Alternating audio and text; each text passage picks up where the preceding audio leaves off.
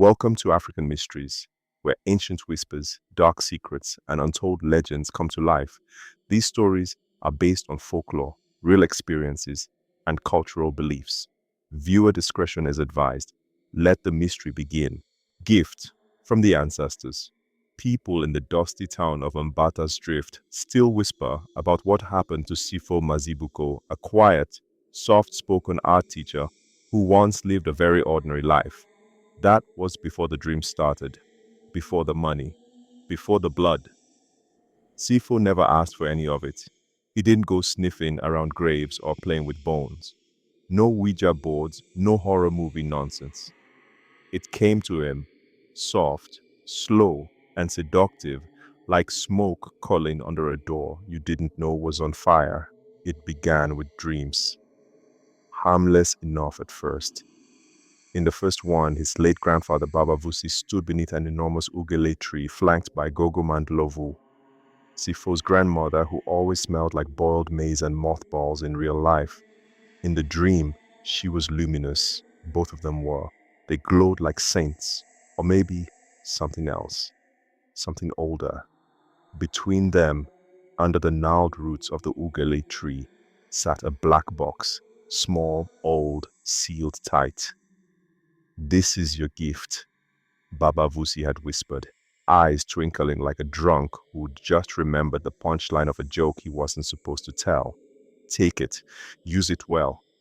Then Sifo would wake up drenched in sweat, his heart hammering like he'd run a marathon chased by lions. It wasn't a one-time thing. The dream came again, and again, and again. Each time the wind blew harder, the smell of burning firewood got sharper, and his grandparents seemed less grand. Their eyes became hollower, their smiles more like warnings than welcomes. One night, Gogo Mandlovu looked at him, and her face cracked like old porcelain. "Stop running," she hissed. "The time is now." And so, Sifo obeyed. He made the trip back to his family's old homestead in the far-off village of Seshin, where goats wandered the yards like freeloading relatives and the grass whispered secrets no one wanted to hear. He didn't plan to dig, but when he saw the ogele tree, tall, mighty, and unmistakably the one from his dreams, something in his hands took over. He picked up a broken hoe handle and started clawing at the dirt like a man possessed. 10 minutes in, he hit something hard, the black box. It looked exactly like it did in the dreams, but heavier, like it held more than metal, like it held meaning. Inside was a cloth pouch of old coins and a brittle scrap of paper covered in strange markings that made his head hurt if he stared too long. The air around him shifted. The birds fell silent. Somewhere, a dog howled as if it had just seen his tax return. That night, Baba Vusi appeared again, this time beaming like Sifo had finally passed some cosmic test. "You found it," he said. "Now light a white candle, place the coins under your pillow, say your name 3 times, then the doors will open." Sifo, like most of us, had seen enough movies to know this was dumb. But also, like most of us, he was broke. So he did it. And in the morning, there was 500 rands under his bed. No explanation, no intruder, just cash. The next day, 1,000, then 2,000.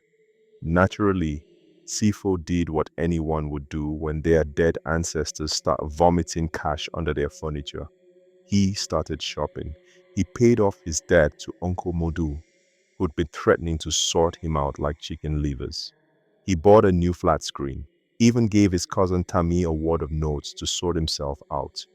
Sifo was bawling, until the ball turned into a wrecking ball. The whispers began.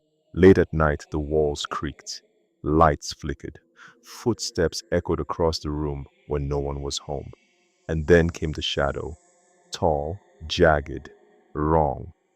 It slithered along his wall like smoke that had grown a spine. The next dream? Not so friendly.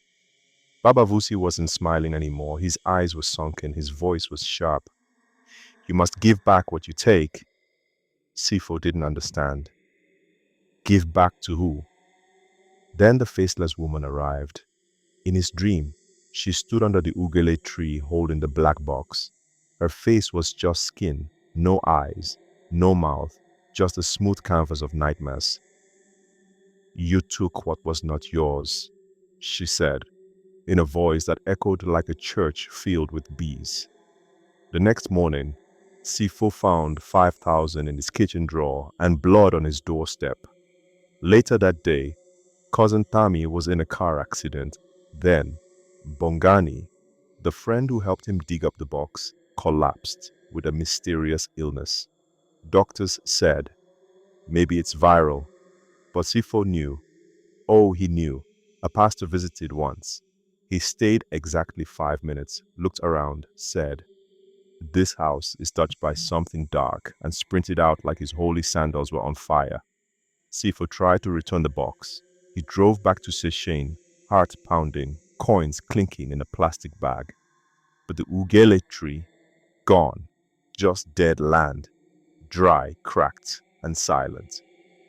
Desperate, he went to a sangoma, an old woman named Mama Zamani, who smelled like snuff and judgment. You are not cursed, she said, peering into his eyes with ancient knowing. You are chosen. He laughed. Chosen for what? She smiled, toothless. To feed the dead. Sifo blinked. What dead? Mama Zamani didn't answer. She just tapped her bones and muttered, decide. Keep the blessing and pay the price, or walk away and lose it all. That night, Gogo Mandlovu visited him again in a dream. One must go so you can live. Who? Sifo begged. She didn't answer. The next morning, his phone rang. His little sister, sweet Zinzi, had died in her sleep. No illness, no warning. Sifo collapsed, sobbing on the floor. The money was a curse. He tried to burn the coins. They wouldn't burn. He gave money away and cursed the people he gave it to. Every gift became a coffin. Now Sifo lives in a small apartment with the lights always on. He prays. He screams. He keeps every coin in a jar he can't bury, can't burn, can't destroy.